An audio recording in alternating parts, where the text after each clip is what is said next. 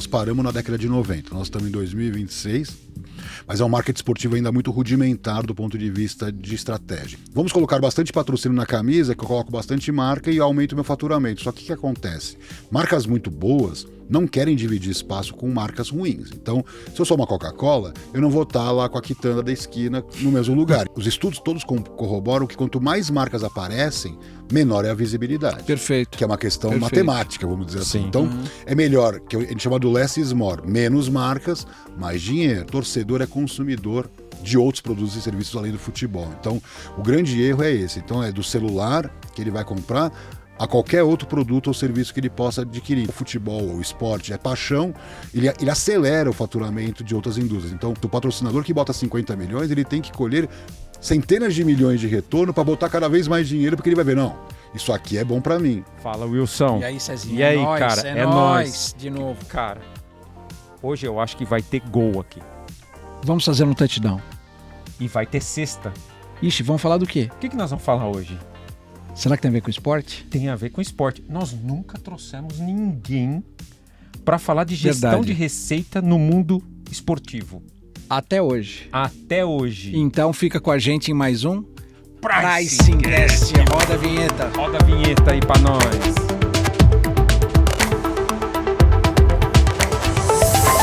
Quem vem, Cezinha? Vixe, hoje trouxemos um cara de alto gabarito aqui.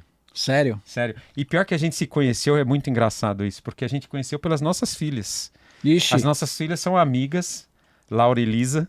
Não são uma dupla sertaneja, Lisa e Laura. Laura Já é e Lisa. empresário, pode falar comigo? Mas, olha, a gente se conheceu por elas e a gente ficou amigo, as famílias se conhecem, a gente tem uma relação muito bacana. E hoje a gente trouxe um cara que é um dos caras mais respeitados, um especialista em marketing e gestão esportiva. Vixe, ele veio aqui com a gente. Ele veio aqui com a gente. Quem tá aqui, Wilson? Quem tá aqui hoje? O Amir. Aê, Amir! Seja bem-vindo, Amir. Cara Obrigado pelo convite. Ele veio aqui. Ele veio. Cara, o cara, ó, vou Não sei falar se o ele mini vai continuar currículo. seu amigo depois dessa, Não, mas ele vai, veio. ele vai. Olha o mini currículo do cara. Diga lá. Ele é administrador formado pela ESPM, Soma. especialização em gestão esportiva pela FGV, pós-graduação em marketing esportivo pela Universidade de Barcelona. Oh, que chique, hein? Caraca. Chique demais. Tem atuado como consultor estratégico em projetos para clube, patrocinadores, investidores, agências, focado em planejamento, branding, viabilidade econômica e financeira e estruturação de negócios do esporte. Ele também é diretor da Sports Value, colunista em mídia esportiva, professor em curso de gestão esportiva, além de compartilhar análises e estudos. Cara, os estudos do Amir sobre as ligas, sobre os clubes. Gente, vocês não seguem esse cara no LinkedIn, vocês estão... Cara, o que vocês estão fazendo da vida? Vamos deixar aqui as... Vamos deixar os contatos dele. E então, esse é o cara que a gente trouxe aqui. O cara tem mais de 115 mil seguidores no LinkedIn e ele é top voice do LinkedIn. Jesus, cara. Cara, é com esse cara que nós vamos falar Eu não tenho hoje. nem roupa pra falar comigo. Eu também não tenho nem roupa, mas nós estamos de pricing, da roupa do Pricing Cast hoje. Gente, Amir, disfarça bem. conta um pouco aí, cara, a gente estava falando, explica um pouco para o nosso público o que é esse mundo da gestão do esporte. E, mais uma vez, muitíssimo obrigado por estar aqui com a gente. Bom, primeiramente, obrigado pelas palavras, né? Muito legal essa relação familiar que nos traz, né, também para esse contato profissional que me deixa muito feliz. Na verdade, assim, eu sou apaixonado por esporte, como provavelmente boa parte das pessoas que estão nos assistindo, mas o esporte, fora das quadras, fora do campo, ele requer o mesmo que qualquer outro segmento da administração, uma boa gestão. Então, quando eu percebi que eu não ia ser um atleta, ou que eu não ia ser treinador, ou viver do esporte, eu percebi que eu poderia, assim como um advogado, assim como um médico, poderia se enveredar para essa área. Então, eu acabei indo buscar essa especialização, né, nos estudos. Eu trabalhava na área de marketing de um banco, tinha 23 anos, 24 anos, não estava muito feliz. E hoje, quando eu dou palestras para esses garotos de 23, 24 anos, eu falo exatamente isso. Olha, um dia eu sentei nessa cadeira, eu tinha a intenção de desenvolver minha trajetória profissional do esporte mas nas áreas onde eu me formei, que é na área de administração e marketing. Então, o esporte precisa muito, o Brasil está muito ainda atrás, né, das ligas europeias, especialmente as ligas americanas, mas nós evoluímos muito nos últimos 20 anos. Eu comecei nos anos 2000, quando eu fui morar na Espanha, e quando eu voltei, era um mercado realmente muito incipiente. Hoje, quando a gente fala, por exemplo, de marketing, das SAFs, dos patrocínios, até as próprias bets, né, que entraram com tudo, então você tem um volume de dinheiro muito grande, mas ainda falta muita profissionalização. Então, o grande desafio, na minha opinião, do esporte brasileiro, além da questão estrutural, que a gente pode falar, né, da questão esportiva, é como administrar bem um negócio. Então, por exemplo, começou o Campeonato Brasileiro, não tem promoção, está misturado com o paulista, né, com os estaduais, você não sabe se é paulista, se é estadual. Isso não existe nas ligas europeias, ou mesmo nas ligas americanas. Vai ter um Super número Bowl. de jogos, né, que os times são submetidos. Não, muito, e com baixo valor agregado. Então, quando a gente falar, por exemplo, de pricing, fica muito claro, os estádios não estão lotados. A final da Libertadores vai estar lotada, mas você pega um jogo do Paulista, tá vazio. Ou mesmo, por exemplo, de outros esportes, para não ficar só no futebol, basquete, vôlei, o handball, judô, podemos ficar aqui falando de todas as modalidades, são muito mal trabalhadas, vivem muito de dinheiro público, que é um grande problema, é um vício do esporte brasileiro saindo do futebol. Então o meu objetivo sempre foi trazer todo esse aparato de gestão, de marketing, de administração para dentro desse ambiente esportivo. Ah, que bacana. Você sabe que antes de eu enveredar de vez para a senda do pricing, eu pensei muito em me especializar em marketing esportivo também. E eu sempre tive essa indagação, porque eu cresci vendo os times de futebol jogando sem patrocínio nenhum em camisa. Né? Você pode ver os jogos o máximo que aconteceu na década de 80 foi a democracia corintiana, né? Aquela história toda, mas você não tinha nada na camisa dos caras. Hoje parece macacão de piloto de Fórmula 1. Né? Que é um grande erro, inclusive. Então, eu ia entrar aí. O que aconteceu de você... Porque a gente sabe o que isso movimenta muito dinheiro, né? Mas o que aconteceu de lá para cá que a gente está tendo essa necessidade cada vez mais crescente a ponto de a gente falar de SAF, né? De profissionalização, de colocar dinheiro, que a gente chegou nessa situação, na tua opinião de especialista? Então é interessante que, por exemplo, eu falo muito em palestras ou mesmo em artigos que nós paramos na década de 90. Nós estamos em 2026, mas é um marketing esportivo ainda muito rudimentar do ponto de vista de estratégia. Então, pensa o seguinte, a cabeça do dirigente hoje, de marketing mesmo, não falo do presidente de clube, porque o presidente de clube pode ser convencido. Ele pode ter uma visão equivocada, vem um homem de marketing qualificado e explica para ele de que ele está equivocado e que isso vai trazer mais dinheiro. Então, vamos colocar bastante patrocínio na camisa, que eu coloco bastante marca e aumento o meu faturamento. Só que o que acontece? Marcas muito boas não querem dividir espaço com marcas ruins. Então, se eu sou uma Coca-Cola, eu não vou estar lá com a quitanda da esquina no mesmo lugar. Então, começa daí. Então, que tipo de marca eu quero atrair para minha camisa? Estou falando antes das bets, estou pensando lá nos anos 90. Claro, então, virou um macacão de Fórmula 1. O que acontece? Os estudos todos corroboram que quanto mais marcas aparecem, menor é a visibilidade. Perfeito. Que é uma questão Perfeito. matemática, vamos dizer assim. Sim. Então, é melhor, que a gente chama do less is more, menos marcas, mais dinheiro. Então, a FIFA, por exemplo, faz isso. Ela tenta aumentar o valor das cotas, limpando ali aquele espaço para que cada marca tenha a sua visibilidade. Então, isso é uma ciência, isso aqui não é achismo, mas, por outro lado, quem está lá do outro lado está desesperado por dinheiro. Então, quando ele não consegue um grande contrato, que, claro, se o cara vai pagar 50 milhões, ele bota sozinho, mas ele prefere tentar os 5 milhões, os 10 milhões e aí chegar nos 50. Só que o que os clubes europeus perceberam? Que você tem que ter uma pirâmide, níveis de patrocínio. Então lá no topo, uma marca, que nem o Emirates, que está no Real Madrid, ou o Spotify, que está no Barça, ou qualquer uma dessas marcas que você vê pela televisão, paga uma fortuna, estão no topo da pirâmide.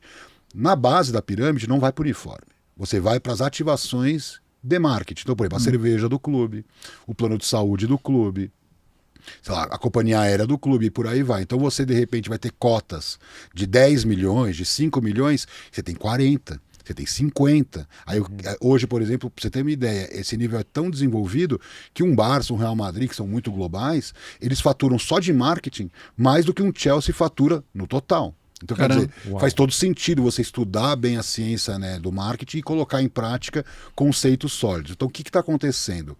O Brasil, ele, de um lado, ele é muito binário. Então, ele pensa muito no curtíssimo prazo, se eu tenho mais marcas, eu ganho mais, mas também isso não é só no patrocínio. Por exemplo, sócio-torcedor. Qual que é a graça do sócio torcedor? Você tem um dinheiro que entra e garanta um faturamento. Previsibilidade de receita. Mas ok, isso é a porta de entrada.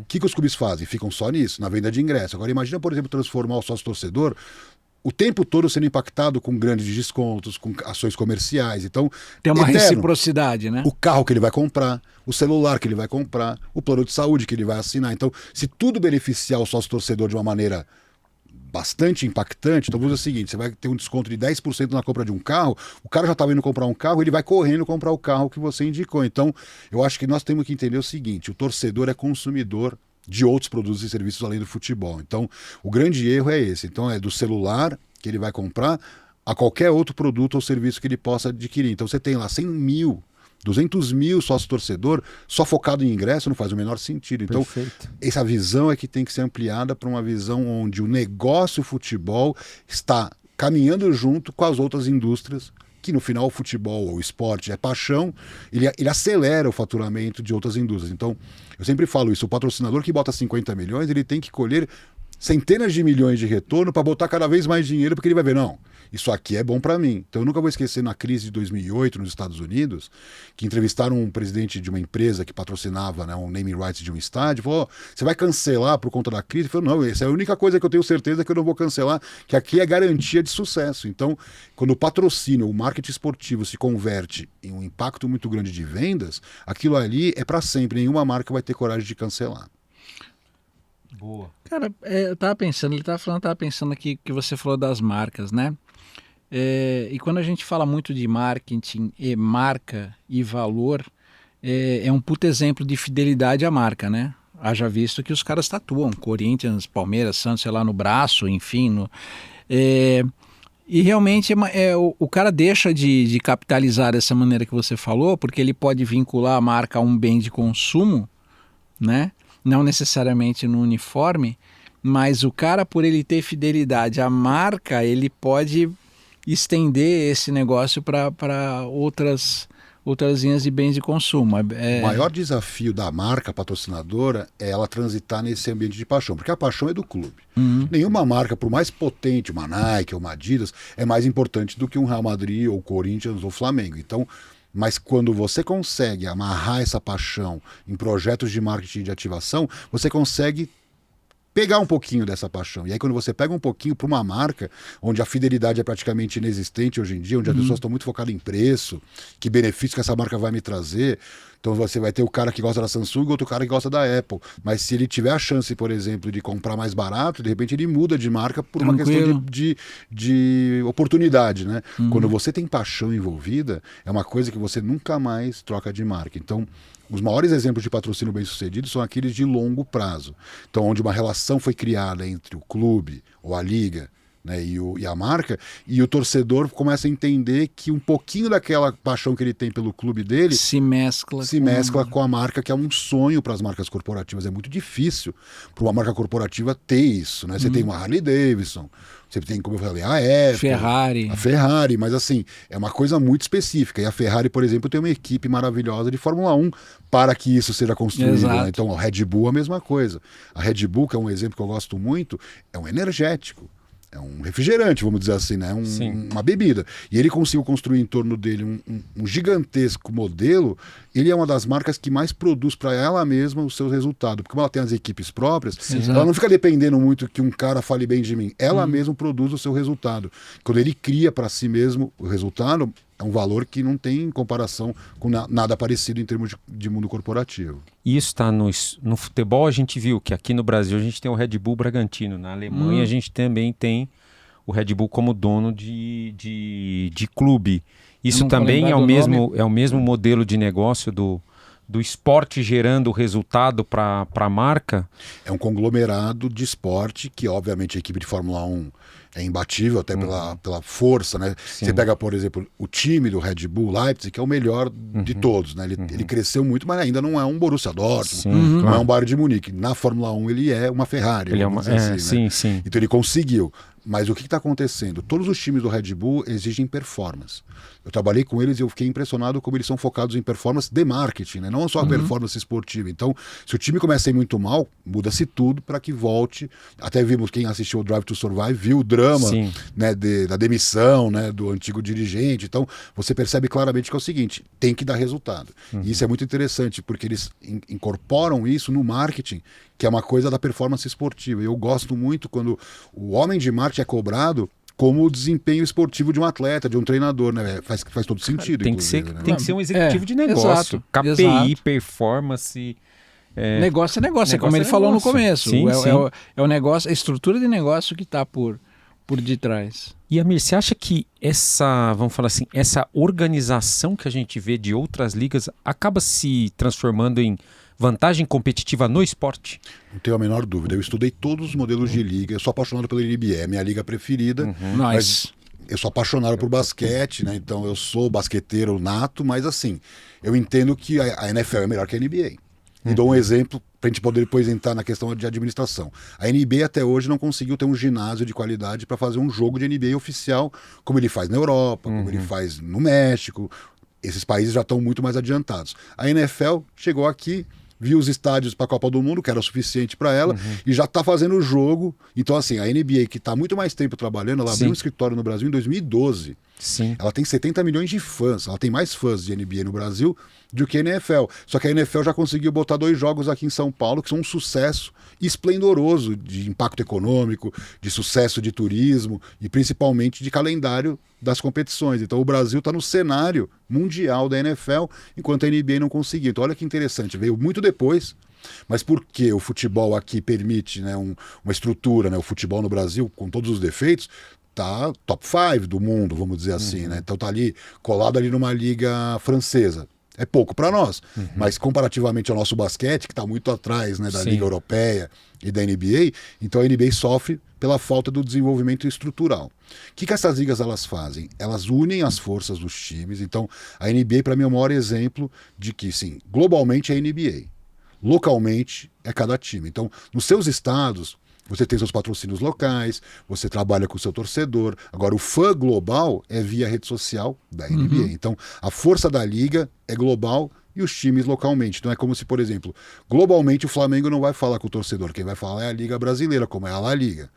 Usa-se muito o Barcelona e Real Madrid? Usa-se muito. Mas para quê? Para facilitar para o Atlético de Madrid, para o Real Betis, para o Atlético de Bilbao, e assim vai. Então, por exemplo, se joga um jogo, por exemplo, Real Madrid e Barcelona, que tem uma dimensão muito maior do que um Real Betis, o dinheiro que vai pingar para o Real Betis é importante. Então cresce a receita para todos. Então o grande desafio, que é uma coisa que não é só do esporte, aqui no Brasil a gente tem uma dificuldade dessa visão coletiva, né?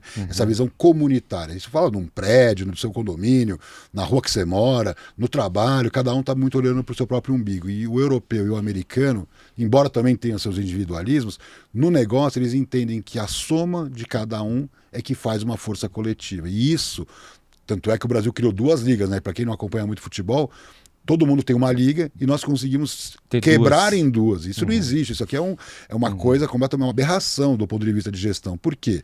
A administração da liga é do mais pequenininho ao mais potente. Então vamos lá. O Flamengo não precisa tanto quanto o Criciúma ou quanto o Vitória. Ok, mas a liga vai trabalhar para todos. Então eu sempre falo, são 20 times, é 1/20 para cada time. Então isso é muito legal porque o extremo maior é a Liga Americana, que você tem o draft, onde o time que foi pior no ano anterior tem a primazia da escolha dos melhores jogadores universitários, a divisão igualitária do dinheiro da TV, mas não é só isso. Você tem, por exemplo, o merchandising, que é a venda dos produtos.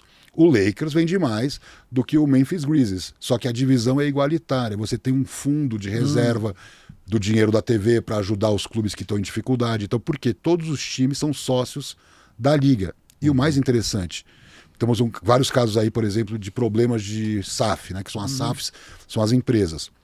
O dono do Banco Master é sócio do Atlético Mineiro. Então imagina, se você tem uma liga, que você tem um cara hoje que está super investigado, aquilo ali mancharia. Então o que os americanos eles fazem? Eles fazem como se fosse uma due diligence, quem é que vai entrar no clube. Teve até um caso, por exemplo, do Clippers, que o dono do Clippers falou frases racistas, obrigaram ele a vender o clube. Ele, não, um racista não pode estar entre nós, porque 99% dos jogadores da NBA são negros. Não dá para ter racismo na NBA. Então, expulsa o cara, que pode ser negativo, não pelo negócio, pela questão de comportamento, imagem, de imagem. Então eu acho muito interessante que assim, o Brasil ainda não entendeu a força que uma liga brasileira teria, porque assim, todo mundo fala, o Brasil é pentacampeão, tem os melhores jogadores, é o maior exportador de atletas. Agora, isso não reverbera para os times, isso reverbera para o próprio jogador. O próprio Vini Júnior é um exemplo, ele está com 17 anos e vira um ídolo no Real Madrid.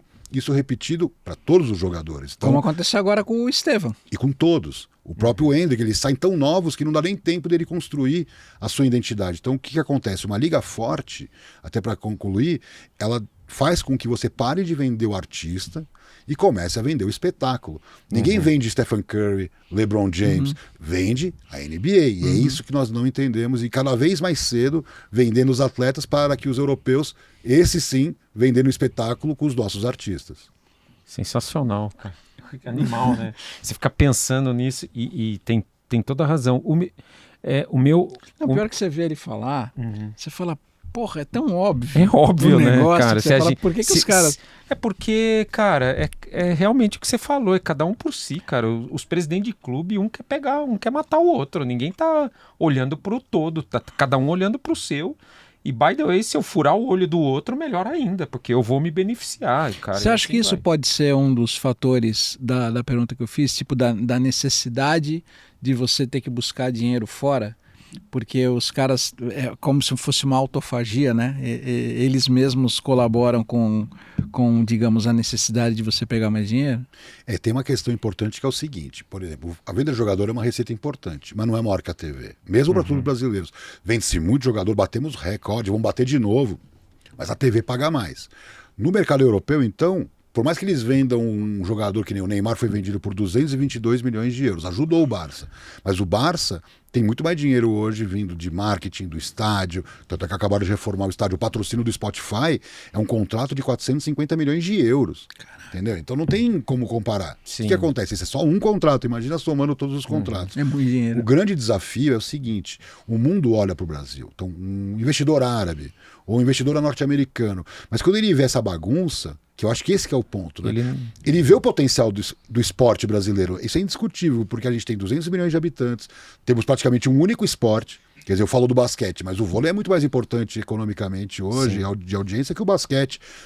Ok, mas sim, o mesmo vôlei tem lá a sua importância, mas não dá para comparar com o futebol. Então não tem no mundo um país que seja tão futeboleiro como é o Brasil. O problema é o seguinte, eles olham para isso, mas eles olham do outro lado e vem a bagunça. Então quem a gente trouxe?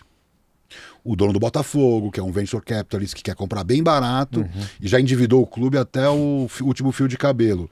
O Atlético Mineiro, por exemplo, que é o dono do MRV ou do BMG, mas que são torcedores fanáticos, tipo mecenas. Né? Ou você tem, por exemplo, coisas menores, né, como investidores menores em clubes menores, que não tem tanta força. Por que e o caso do Bahia, que tem o Citigroup, eu não estou aqui questionando, mas o Bahia é pouco pro Citigroup, né? Ele vai ter muita dificuldade de transformar o Bahia num Corinthians, num Flamengo. Sem dúvida. Né? Embora o Bahia tenha crescido muito em valuation por conta desses investimentos, mas está fechando com prejuízos homéricos. Então, sim, o mercado brasileiro não trouxe os melhores investidores ainda. Pode ser que mude. Esse investidor que está disposto a construir a liga de forma contundente, construir o negócio, atrair, né, o interesse do torcedor internacional, porque é uma coisa que a gente também tem que pensar o seguinte, a renda per capita do brasileiro é o que nós já sabemos.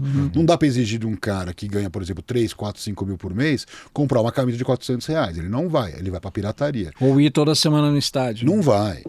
Então, de um lado tem a elitização do estádio, que é um problema, porque é um torcedor elitizado que, de repente, não está conectado com a realidade brasileira, a cultura brasileira do futebol, então isso é ruim.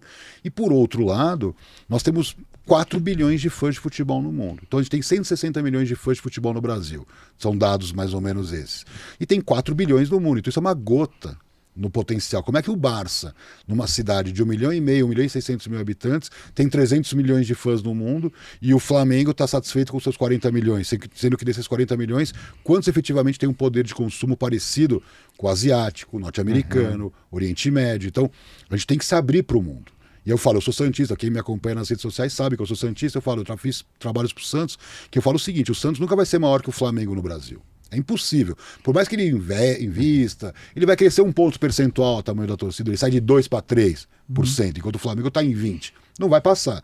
Agora, se globalmente o Santos aproveitasse a marca Pelé, agora a Neymar, ele poderia ter muito mais torcidas que o Flamengo, muito mais torcedor que o Flamengo. O Barça, mesmo que eu gosto muito, ele tem metade da torcida do Real Madrid na Espanha.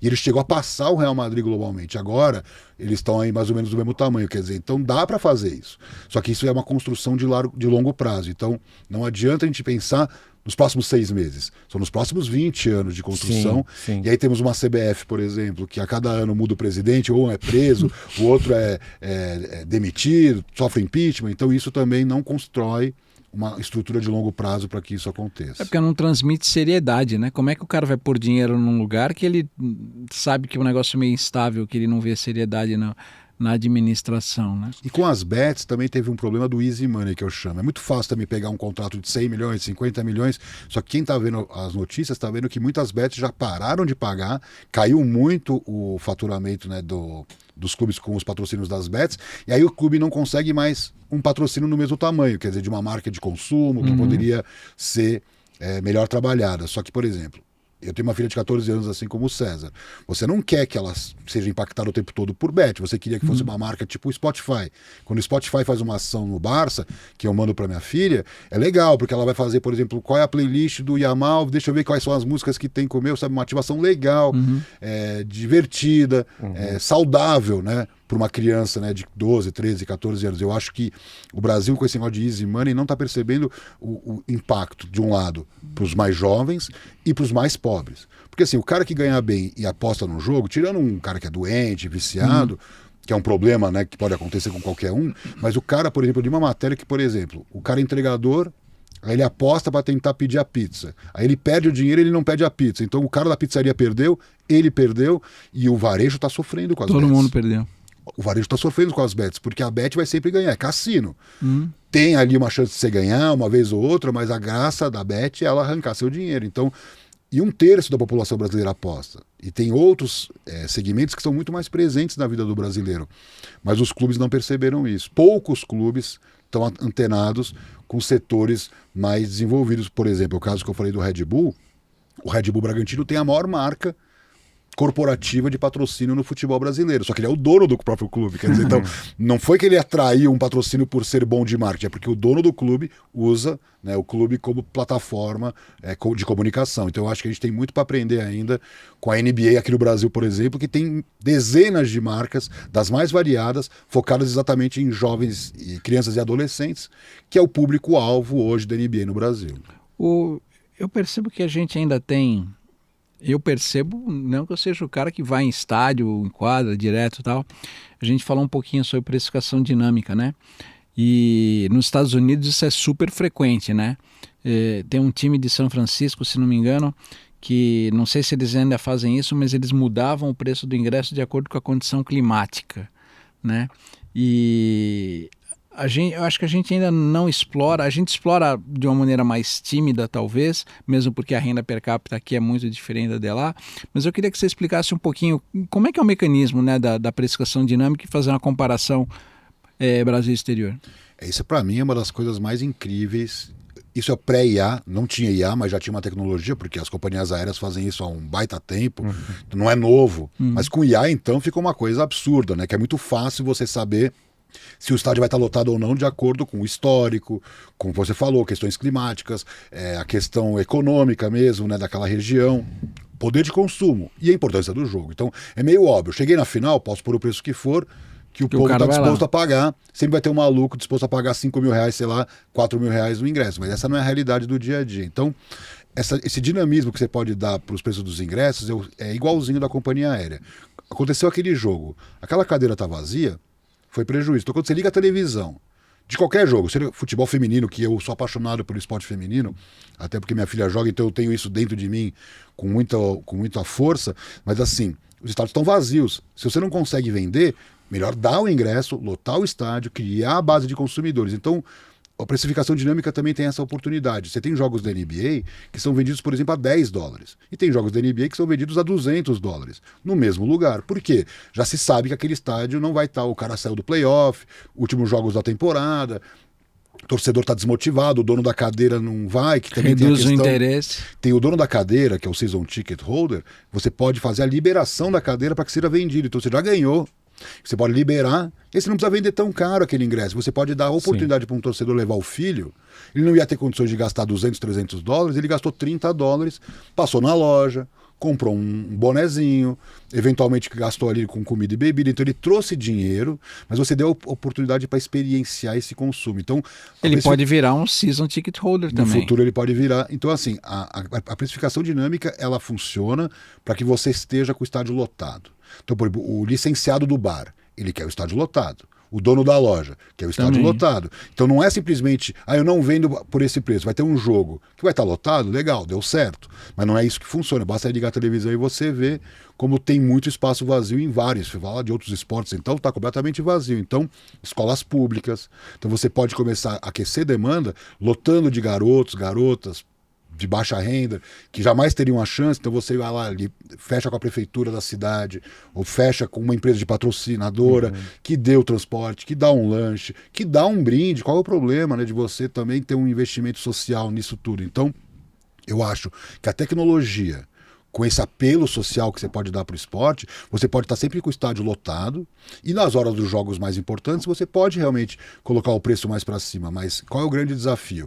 Todo mundo quer viajar em janeiro e julho. E a companhia aérea quer que você viaje também em abril, em maio. Então, por exemplo, eu já fui para Buenos Aires fora de temporada com passagens aéreas baratíssimas. Se eu tentasse ir em dezembro, eu não ia conseguir. Então tem público para todos os gostos e bolsos. Então eu acho que a precificação dinâmica com o IA é para o estádio estar lotado de janeiro a dezembro, e não é o que está acontecendo. Então, eu gosto muito disso, da gente entender a tecnologia como um grande fomentador de aumento de receitas. Mas eu de verdade, eu nunca conversei com alguém que faz pricing dentro de time de futebol. Nem eu. Será que tem profissional nessas... O departamento financeiro usa suas planilhas de Excel, né? E é muito limitado Excel. ali.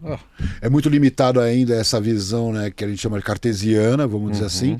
E eu acho que tem uma questão que, assim, o homem de marketing, o homem de finanças tem que chegar para a alta cúpula, que seria o presidente e o CEO, e convencê-lo de que às vezes é melhor ter um preço mais baixo, com o estádio lotado, pensando, por exemplo, no licenciado do bar, porque assim...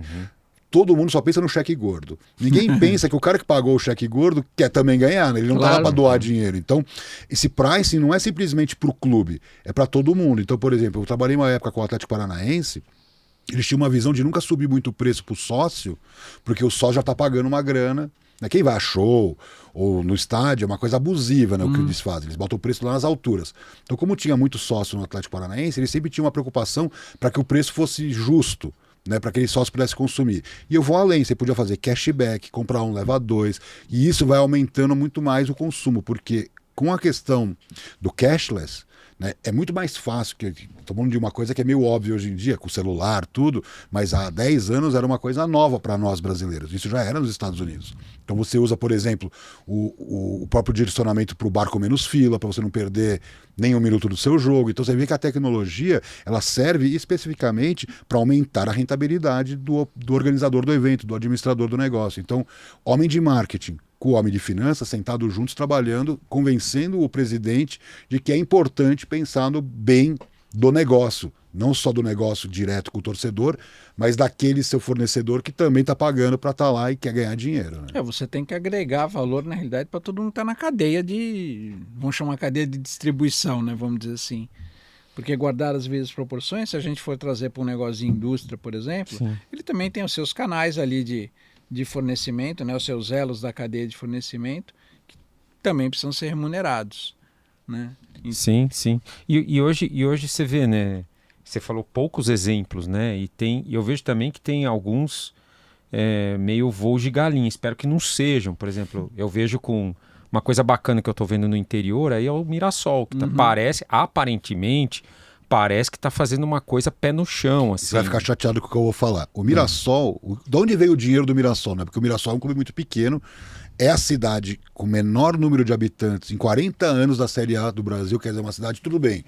Quem conhece a região sabe, é uma região muito rica, muito desenvolvida. Então é uma cidade pequena, mas em torno dela tem muita riqueza. Óbvio, ninguém está minimizando isso. Mas o Mirassol tinha um orçamento até, quando jogava a Série B, de 40 milhões de reais. Quer dizer, 40 milhões de reais, acho que o Memphis Depay deve ganhar mais do que isso. Isso aí ele ganha jogando botão. É isso. Mas olha que interessante. O São Paulo vendeu um jogador para a França e o Mirassol tinha 20% desse jogador. Com esses 20%, o Mirassol fez isso. E o São Paulo ficou com 80% e está na situação que está, né? Você vê. Cara, é a pura história gestão, né? É gestão, né? Tem uma história bíblica que fala da distribuição dos talentos, né? Que quando Jesus distribuiu os talentos para 3 pessoas diferentes, aí o cara que ele deu mais talentos, que era o dinheiro lá da época, que ele fez? Primeira coisa que ele fez foi multiplicar. Enquanto que o outro, que ele tinha dado um talento só, ele ficou segurando para ele e não fez nada, né? E aí ele falou, você eu dei 1 e você, ao invés de que você tinha menos, você deveria multiplicar, você foi egoísta e segurou com você. Para você eu dei mais, que você podia ficar suficiente com aquilo, você foi e produziu mais com aquilo. É o Mirassol, né? Olha o que aconteceu com o São Paulo, olha o que aconteceu com o Mirassol. E o Mirassol que se colocou em risco, né? Que ele podia muito bem, ele construiu um CT, ele podia ter investido quem? Em jogador. Mas ele sabia que eu sou pequeno, tenho um orçamento enxuto, o CT vai me dar perenidade de investimento de longo prazo. Então, não é à toa, Atlético Paranaense. O São Paulo, gente. O São Paulo, quando estava todo mundo quebrado, anos 90. o São Paulo dominava. Por quê? Primeiro, dólar 1-1. Não precisava vender esses jogadores. O CT formador, o Made in Cotia, quer dizer, quem tinha isso? Aí você tinha o São Paulo, aí depois o Santos, que é essa coisa dos garotos, mas sem nenhuma estrutura. Os meninos da vila. É isso, depois começou a surgir, por exemplo, né, o Palmeiras demorou mais, forma. Corinthians demorou muito mais. O Flamengo teve uma história dos tijolinhos, que os torcedores doavam um tijolinho para a construção do CT. Olha onde o Flamengo foi parar. Quer dizer, então nós estamos falando o seguinte, que primeiro, é aquela frase típica do esporte, chegar no topo é fácil, difícil é se manter. E o São Paulo é um bom exemplo disso, né? Por exemplo, hoje o Palmeiras vale mais que o São Paulo nos nossos estudos. Não faz muito sentido. O Palmeiras começou hoje, só que ele está num momento muito bom, onde o São Paulo decaiu muito. Então o que acontece? O Corinthians é a mesma coisa. Então os rivais do Palmeiras ficaram para trás e ele ocupou o espaço, porque é uma lei natural da vida. Se você não ocupar o espaço, alguém vai ocupar o seu espaço. Então é uma coisa inacreditável. Por exemplo, você pega o São Paulo com o estádio quitado, com 2 CTs, com toda a sua história, com a torcida que tem numa região rica, como que ele pode estar assim? Gestão. Então, enquanto isso, você tem, por exemplo, os clubes do Rio que vinham muito mal, né? Hoje você tem os clubes do Rio numa situação muito melhor que os clubes de São Paulo, com exceção do caso do Palmeiras, que está ali disputando com o Flamengo. Não, tem um vídeo do Márcio Braga, antigo, bem antigo, que eu estou entrevistando ele, né? Que o time estava na draga, né? Ele chegou e falou, não tem dinheiro, acabou. E hoje? E aí você olha o Flamengo hoje... É uma potência. E é pura gestão. Eu fiz uma análise completa dessa estrutura do Flamengo dos anos 2012, 2013, quando ele estava com uma situação parecida, proporcionalmente à do Corinthians, mas com uma dívida menor, obviamente, mas com uma receita muito menor. Então o que eles fizeram? Eles fizeram um tripé, o Flamengo, que foi maximizar a receita. Então o Flamengo é muito grande, nunca tivemos nem sócio torcedor, os patrocínios pagavam pouco. Bom, maximizar a receita, mas o dinheiro entrou e vai embora, escoar, também não adianta. Então, controle orçamentário, que foi a segunda grande jogada. Então, naqueles tempos de Bandeira de Melo, o Flamengo gastava metade do Corinthians. Ele chegou a gastar o dobro recentemente, né? E aí, pagamento de dívida. Porque o que acontecia? Dinheiro entrava, era bloqueado por questões... Credores, né? Credores, próprio governo, né? Questão fiscal. Impostos. Então, eu nunca vou esquecer que eu estava num evento com o Bandeira de Melo, lá no começo do projeto que eles estavam construindo, e ele falou que ele ganhou a eleição e foi na Receita Federal. Primeira coisa que ele fez. Os caras não acreditaram, não. Mentira, isso aqui é uma piada. Ele abriu o iPad lá para mostrar que ele tinha ganho a eleição. Não, o Flamengo é o maior pagador. Né? Então a reconstrução vem do resgate de credibilidade, pegou o dinheiro que a Adidas pagou lá de luvas e pagou dívida passada. Imagina quem faria isso. Sim. Mas eles sabiam que era uma questão desse, eles falam, do inverno tenebroso que nós tínhamos que passar para uma aceleração que começou em 2019. Então você vê, começou em 2013, só teve o seu apogeu realmente em 2019 e agora vai faturar 2,1 bi esse ano, que é um número astronômico. Vai dominar o esporte, né? Vai dominar o futebol. Vai ficar tipo... Claro, Barcelona e Real Madrid vai ficar meio tipo o Bayern de Munique, vamos dizer. O Bayern de Munique. Não, e quando você conversa com as pessoas que são do ramo, né? Fala, quem que vai ser campeão esse ano? Cara, eles apontam quase sempre os mesmos 3, 4 ali. O que é muito ruim. Num país de uma dimensão que nem a nossa é péssimo. Por exemplo, o NBA nos últimos 7 anos foram 7 times campeões. Mesmo com as dinastias que podem acontecer, o próprio Golden State Warriors teve suas dinastias, mas 7 campeões diferentes em 7 anos. Isso aqui é o auge, é tudo que eles mais querem. Por quê? Isso aumenta toda a audiência, aumenta o faturamento. O jogo fica dinâmico, né? Ele não fica aquela carne de vaca, vai jogar, sei lá, sem juízo de valor. Palmeiras e Criciúma, ou Flamengo e Madureira, né? Você sabe mais ou menos o resultado que vai ser ali. NBA, cara, tem uns jogos que são pau a pau, e por isso que fica gostoso você assistir, porque você nunca sabe o que vai acontecer. E essa questão do atleta, se você quiser contratar, por exemplo, o Gabigol, vai ter que mandar embora o outro. Quer dizer, você vai contratar, não é que é essa loucura que vai montar um time repleto de estrelas e o outro tá caindo pelas tabelas, não. Lá você eventualmente vai ter 3 grandes estrelas, acontece. Times são campeões também por conta disso, mas pegam um cara que foi renegado, um refugo. Agora, as estrelas top, 2 para cada time, e é importante que todo time tenha suas estrelas. Eu, por exemplo, sou fã do Jamoran. Para mim, o Jamoran é o melhor jogador da NBA. Nunca vai ser campeão. Eu saco a camiseta dele, mó feliz, sabendo que é o pior time. Eu sempre brinco. Eu sou tão apaixonado por marketing esportivo que eu uso a camisa do time mais pobre da NBA, mas que tem o jogador mais estelar, ou um dos jogadores mais estelares. Por quê? Porque o time pobre tem o direito a escolher um ídolo daquele tamanho, um jogador daquela capacidade, mas nunca vai ser campeão. É difícil. Ele até chega num playoff, mas não vai ter a mesma força, por exemplo, de um Lakers, de um Golden State. Porque ele precisa de mais gente para jogar com ele. De um Boston, que tem praticamente uma equipe estelar, mas o Boston pagou. Ele paga uma taxa para ter tantos jogadores caros. Então, quanto mais você aumentar a sua folha, que passa lá do salary cap, você tem que pagar para os outros times. Então os outros times se beneficiam da sua gastança. Meio que o handicap lá que você Eu acho tem, muito legal isso. Então é uma visão norte-americana. Assim, as pessoas mais jovens têm esse equívoco de falar que as ligas americanas são socialistas, né, que dividem igualitariamente as coisas. Não são socialistas. Elas são meramente capitalistas, porque elas sabem que quando você tem mais equilíbrio esportivo, você vai ter muito mais a alavancar muito mais o negócio. Então é pura essência do capitalismo. E eu acho que cara, é tão profissional, mas tão mesmo, que, cara, por isso que os caras vão na Olimpíada e ganham toda vez, porque é muito dispar. E eu acho que no futebol tá acontecendo isso, cara. As últimas Copas do Mundo, tirando a Argentina, que acho que tem um caso de talentos, uma junção de talentos num espaço de tempo, mas também a maioria dos caras que estão lá jogam em outras ligas, né? Mas se você for olhar hoje, cara, esses campeonatos mundiais que tem aí de clubes e tudo, cara, não tem como competir. Acho que o Flamengo agora acho que tem um caminho de diminuir um pouco essa lacuna agora, mas nos últimos anos, cara, não tem comparação. Todo mundo me pergunta, você fala muito que o Brasil está assim, assado, qual é o sucesso da Argentina? Mesmo tendo uma AFA que é mal administrada, você tem um monte de problemas. Mas primeiro, mesmo com os problemas econômicos da Argentina e sociais, eu sou apaixonado pela Argentina, vou sempre para lá, tenho muitos amigos lá, já trabalhei com clientes lá, o que eu sinto? Eu sinto que tem um nível educacional superior. Mesmo que com todos os problemas sociais, o garoto que saiu de uma base ali está numa situação educacional melhor, o que faz com que haja um entendimento melhor do seu papel dentro de campo, que isso todos os treinadores falam, que quanto mais estudado for um atleta, mais inteligente for, melhor ele vai entender. Isso é uma realidade. Outra questão, raça.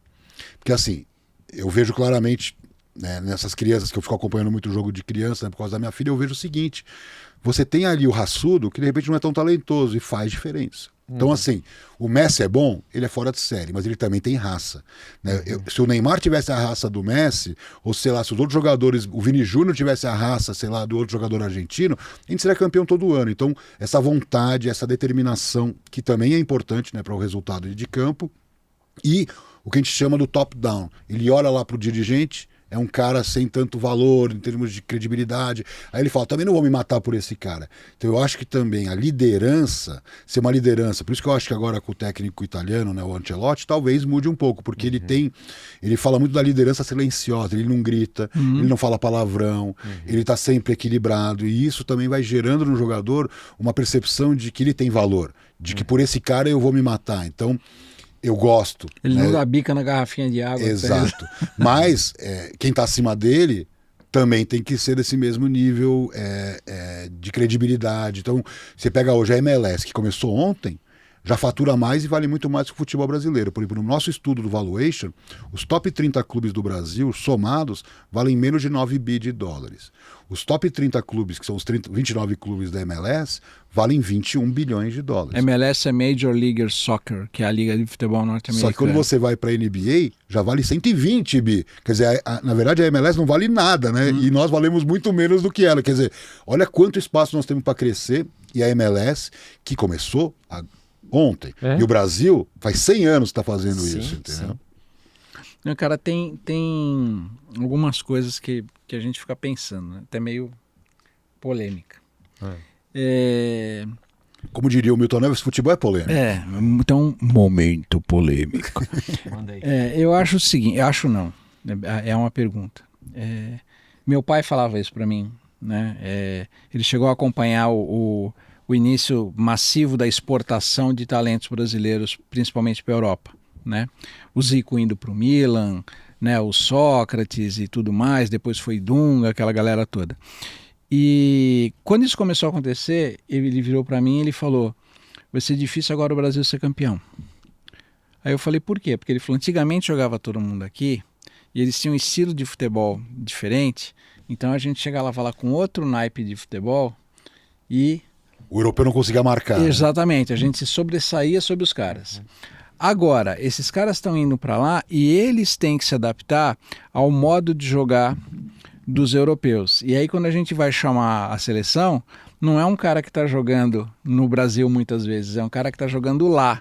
A maior parte agora dos convocados, quase tudo vem de E aí lá. ele falou, aí fica tudo igual. E ao contrário do que acontece, voltando para a NBA, quando eles mandam para a Olimpíada, quem consegue marcar aquele Dream Team?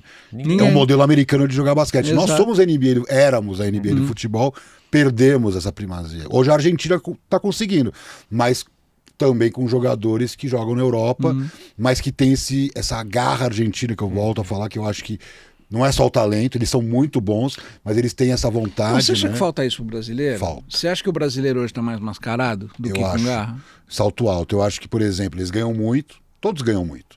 Porque tem uma cena polêmica que eu nunca vou esquecer na Copa da África com a seleção uruguaia. O torcedor uruguaio no hotel, abraçando e pulando, comemorando com os jogadores uruguaios como se fosse uma coisa, uma simbiose. Você nunca vai ver isso no Brasil. Eles são tratados como, aqui, é tipo top star, né? E aí isso é o grande problema. Porque, por exemplo, quando você tem essa simbiose e que a população e os jogadores são parecidos, né? Porque assim, todos os jogadores vieram normalmente de situações assim bastante difíceis econômicas. Eles não podem esquecer de onde eles vieram. Eles são essas pessoas. Então, eu sinto que falta um pouco dessa garra, dessa motivação, e também foi o que você falou, dessa coisa, dessa singularidade. Né? Quando você pensa em Pelé, ou quando você pensa em Zico, ou em Sócrates, eram jogadores que eram alardeados. Eu vi uma entrevista do Guardiola, que é um cara que tipo, manja muito de futebol, falando da seleção de 82, que ele, quando criança, o pai dele falava, isso é futebol. Exato. Entendeu? Quer dizer, nós perdemos isso. Então, mesmo a seleção que não ganhou a Copa, para o maior técnico aí do mundo, é tida como a melhor seleção da história. Quer dizer, ele usa aquele jogo, né, desde a seleção de 70, né, veio de 70 e culminou com essa seleção de 82, que o Brasil constrói a sua imagem de um jogo singular.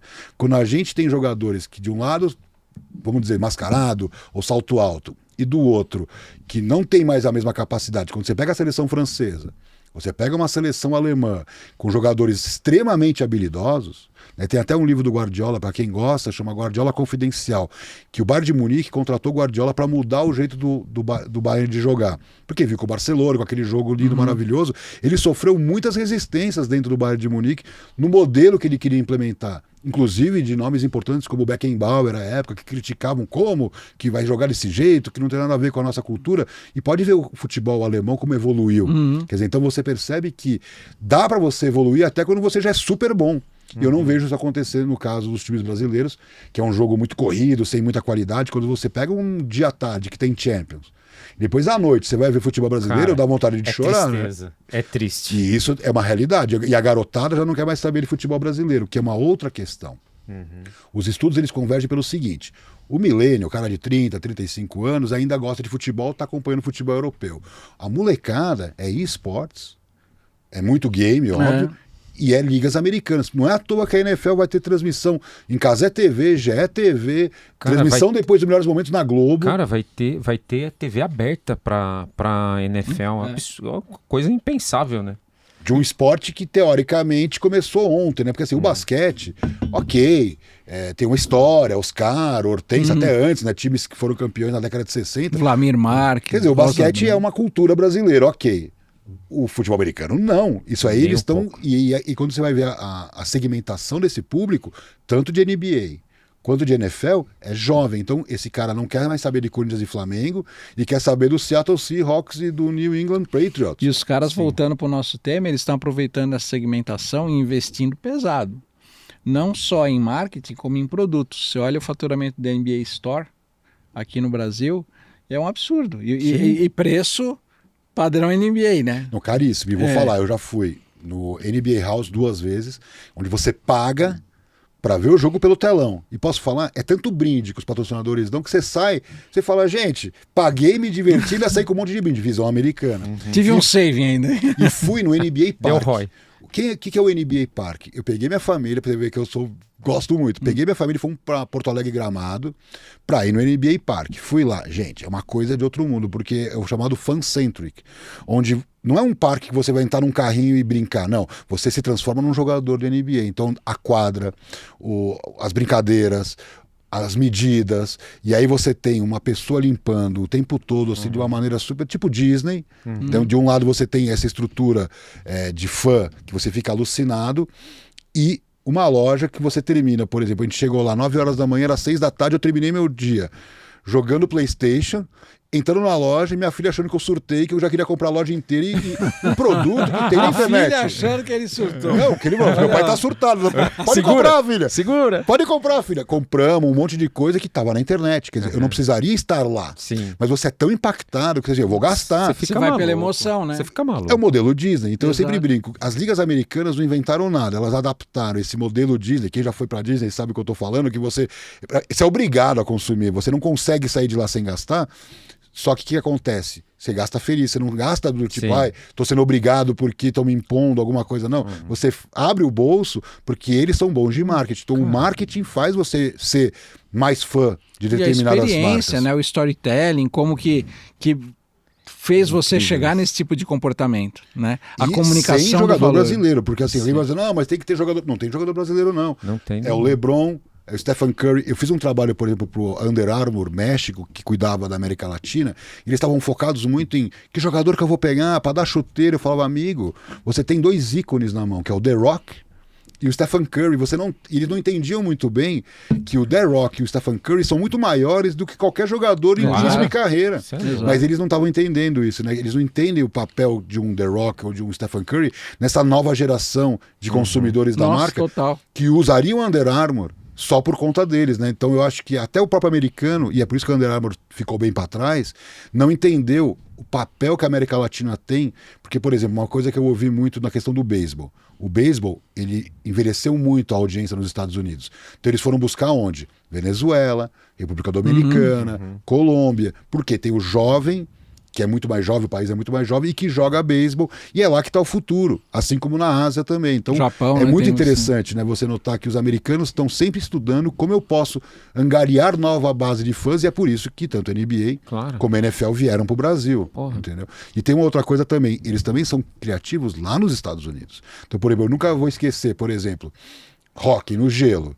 Eles fazendo atividade na praia de Miami, que tem um baita time lá, mas assim, na praia. É um time de hóquei. Então você vê como eles são muito criativos. Então eu vejo que a gente tem que ir lá beber na fonte e tentar, óbvio, tropicalizar, adaptar a nossa realidade, Claro. mas dá para melhorar muito o ambiente de negócios em torno do esporte. Você tem quem você modelar para poder fazer o negócio acontecer. Cara, e assim, é tão impactante o negócio que eu tenho um grupo de amigos lá que são São Paulinos, a gente tem um grupo de WhatsApp e a gente fica, parece que ninguém é São Paulino, porque só fica malhando, descendo a marreta. Só cornetando. Só cornetando. E eu falo assim, cara, mas nem assisti o jogo, eu tava vendo o Buffalo Bills, que é o time que eu torço lá na NFL, né? Nem tava vendo, nem vi o jogo de São Paulo, perdeu, cara. Jogou. Cara, jogou.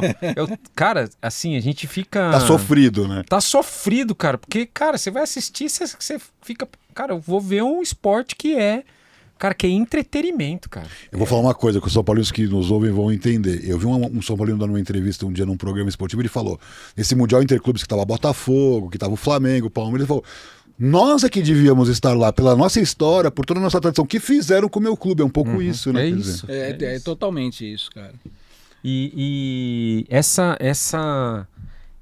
esse ambiente de profissionalização, você acha que os americanos vão engolir mesmo? Tipo, cara, a NFL vai crescer ainda pra caramba aqui no Brasil, tem muito potencial. NBA, ou seja, cada vez mais por conta da gente não ter esse ambiente de negócio profissional para os demais esportes, o que vai acontecer é que a molecada vai ser engolida por quem é organizado? Porque assim, olha, hoje, menos de 20% da população brasileira frequenta estádios. Então 80% das pessoas está em casa, no sofá, na internet, no celular na mão. Então não faz muita diferença se é Corinthians, se é São Paulo, se é Flamengo, ou se é um time de NBA ou de NFL. Aí depende de cada um, como é que eu vou trabalhar no digital para angariar esse meu público. Aí quando você vê a postagem de um clube, a postagem da NBA, ou a postagem da NFL, gente, não dá para comparar, não só a qualidade técnica, mas a linguagem, a forma como eles agem, né? Então, o que eu sinto? Eu sinto que assim, nós já perdemos essa batalha. O que nós temos que fazer, na minha opinião, e aí eu acho que os pais, também pessoas 40, 50, 60 ainda têm, né, uma oportunidade, que é a paixão pai e filho, que o esporte é conexão. Então, por exemplo, o pai, por exemplo, não é da NFL. O pai não é da NBA, o pai é do futebol. Para se conectar com o filho, eu acho que isso os clubes poderiam trabalhar. É uma coisa muito emotiva, que eu acho que tem potencial enorme. Muito. Tipo, a NFL não vai conseguir tocar nesse lado, mas não estão fazendo. E eu acho também a experiência do jogo. Então, por exemplo, nunca vou esquecer essa frase que eu falei para minha mulher. A gente vai num show, aí você volta, no dia seguinte você só quer ouvir aquela banda. Sim. Tipo assim, eu fui no show do Oasis, eu sou apaixonado pelo Oasis. Eu ouço bastante Oasis, mas quando eu fui no show, fui eu, ela e minha filha, eu fiquei até emocionado de assim, minha filha é apaixonada pelo Oasis, a gente tava lá, uma banda que eu gosto muito. Eu só queria ouvir o Oasis dias depois. Então, a experiência, né, do live marketing que te traz pro depois, para você continuar consumindo. Então, eu não vejo isso no futebol. Então, por exemplo, esse esforço de levar pais e filhos. Aí eu falo, se eu quiser levar minha filha num jogo com a minha mulher, eu vou gastar quanto? R$600? Você não vai. R$600 de ingresso. Não, de ingresso, mas assim, fora R$600 dá pra fazer um monte de estacionamento, coisa com R$600, né? Dá pra você comer bem, dá pra você fazer uma atividade, dá pra você viajar com esse dinheiro. Então, eu sinto que os clubes não estão entendendo que dá pra você quebrar esse perfil. Sim. Só que eu já ouvi de pais o seguinte, chegam pro filho e falam, filho, o que você quer de aniversário? Pessoas com mais grana. Eu quero ver um jogo do Barça no Camp Nou. Não quero ir pra Disney. Você entendeu? Então já tá construído. Sim. E a próxima etapa é jogo de NBA, que todo mundo é sonho em ver, e jogo do NFL, que é ainda mais caro, é mais inacessível, Quero que o cara ver vai. o Super Bowl. Que o cara vai dividir em 20 Não, e vai pra vir dar aqui, pro filho. eles estão entendeu? vindo aqui. Então, e não barato. Vai no Maracanã assistir agora. E eu vou né? falar, o preço do NFL aqui era compatível com o preço do NFL nos Estados Unidos. Estados Unidos. Não de Super Bowl, mas de jogo de temporada Jogo regular, regular. preço similar. É que eles também não estão aqui para rasgar dinheiro. né? Lógico. Caraca, mano. Vou, hein? 56 minutos, mano. Caraca. Cara, a gente tem que trazer esse cara aqui de novo, mano. Esse cara, porra, é bom pra caramba, mano. Tem assunto. Tem assunto, tem assunto. Não arranhamos nem a superfície. E vamos fazer aquela última pergunta? Verdade. Seguinte, Amir. Essa aqui é a lente da verdade. Opa. Certo. O Clodovil, quando se foi, deixou ela aqui com a gente.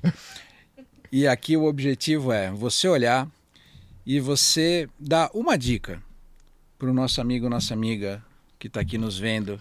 O nosso público de pricing, de é, negócios, né? A exato. gente falou de negócio o tempo inteiro. Com base na tua experiência, o cara vai chegar lá segunda-feira de manhã. O que você acha que você poderia dar uma dica para esse cara alavancar a carreira dele?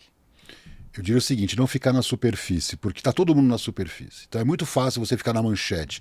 Lê o livro inteiro, vai até a última linha, reflita. Então eu faço, é uma coisa que eu faço muito, eu sou bastante crítico. Então eu estou sempre buscando uma melhora contínua, que é uma coisa muito do anglo-saxão, né? Embora eu seja brasileiro, óbvio, mas eu quis tentar entender mais além do óbvio, porque o óbvio todo mundo tá. Então, se você ficar, por exemplo, no óbvio, você vai ser igual ao seu concorrente. Agora, quando você for mais a fundo no tema, entender e criticar e refletir, aí não tem para ninguém. Você vai estar sozinho que é o que eu falo do branding. A mágica do branding é você criar sozinho o seu segmento, não vai ter concorrência para você. Você está lá sozinho, dominando. Quando o outro quiser, você é tão inovador que você vai criar de novo e nunca vai estar satisfeito. Então, eu acho que essa insatisfação, mas aproveitando os momentos, talvez seja a dica que eu daria, né, como para fechar aqui nosso papo. Boa. E o que o nosso Sensacional. amigo, nossa amiga tem que fazer, Cezinha? Depois dessa. Depois dessa, mano. É por isso que a gente traz essas pessoas aqui, porque vocês têm que nos seguir, vocês têm que compartilhar, vocês têm que mandar esse conteúdo pra galera toda. Pra avó, pro papagaio, pra galinha. Pra todo mundo. Deixar o comentário, pro que corintiano, é pro importante. palmeirense, pro torcedor do Buffalo Bills, pro torcedor do Los Angeles No Lakers. Kaiser Chiefs. Cara, Pra todo mundo. A gente é democrático. Isso, manda pra todo mundo, até pro torcedor do Grêmio São Carlense, lá em São Carlos, meu time de coração. Lá em São Alô, Carlos. pessoal do Grêmio São Carlense. Ó, Um beijo trouxemos pra um vocês. cara aqui pra... Vamos profissionalizar o time e vamos virar o Mirassol do interior de São Paulo. Boa, Amir. Cara, mais Muito uma obrigado. vez, muitíssimo obrigado. A casa é sua, venha Vamos sempre. deixar as mídias dele Vamos aqui, né, deixar pessoal, os seguir. contatos pra galera.